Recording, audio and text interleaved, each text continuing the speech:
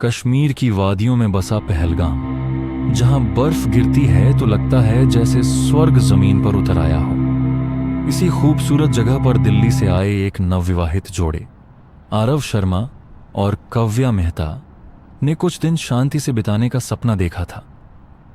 आरव एक school teacher था और कव्या एक सामाजिक कार्यकर्ता। दोनों देश से प्रेम करते थे और एक बेहतर भारत का सपना देखते थे।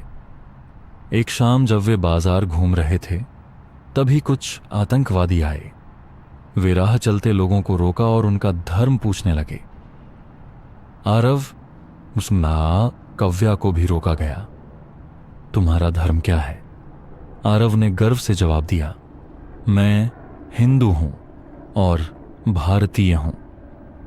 बस इतना कहने की देर थी, आतंकियों ने उसे गोली मार दी। कव्या चिल्लाती रही, भीख मांगती रही, लेकिन वह न रुके। आखिरी बार जब आरव की आंखें कव्या से मिलीं, उसमें एक ही सवाल था, क्या मेरा देश सुरक्षित रहेगा?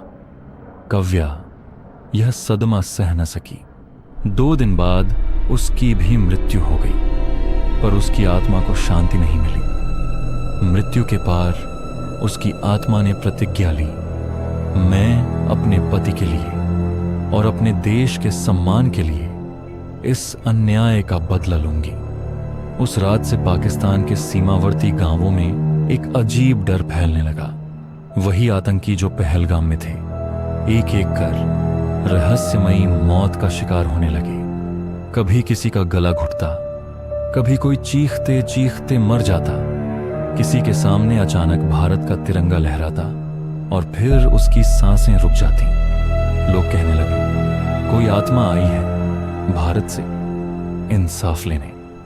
आईएसपीआर के अफसर जब जांच करने पहुंचे, उन्होंने पाया कि सभी आतंकी मरे हैं, पर उनके दिल पर कुछ लिखा था। भारत सिर्फ जमीन नहीं, भावना है, और भावना को कोई मिटा नहीं सकता। आखिरी आतंकी जब एक सुरंग में छिपा था, तो उसे एक महिला की आवाज सुनाई दी, तूने धर्म का नाम लेकर मेरे पति को मारा। अब देख, एक भारतीय नारी की आत्मा कितनी शक्तिशाली होती है। वह आतंकवादी वहीं मारा गया। अगली सुबह लियो ऑफ कंट्रोल के पार पाकिस्तान की एक चौकी पर लोग स्तब्ध रह गए। वहां एक पहाड़ी की चोटी पर भारत का तिरंगा लहरा रहा था। सेना हैरान थी कि कोई भारतीय सैनिक इस पार आया कैसे, पर कैमरों में कुछ नहीं था। बस एक धुंधली तस्वीर में कव्या की मुस्कुराती आत्मा दिखी, तिरंगे के सामने खड़ी, जैसे कह रही हो, मैं वापस जा रही हूं। अब मेरा देश जान चुका है कि उसकी बेटियां सिर्फ रक्षा के लिए नहीं, बदला लेने के लिए भी उठ सकती हैं।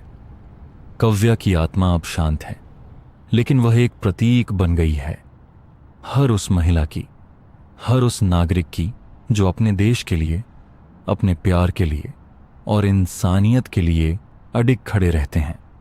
भारत सिर्फ एक देश नहीं, यह एक भावना है, और भावना को मारना किसी के बस की बात नहीं। यही है हमारा हिंदुस्तान, जहां धर्म, संस्कृति और शौर्य की गूंज आज भी आकाश में गूंजती है। अगर आप भी भारत माता के सच्चे भक्त हैं, तो इस वीडियो को लाइक करें, शेयर करें और हमारे चैनल को जरूर सब्सक्राइब करें। जय हिंद, जय भारत, वंदे मातरम।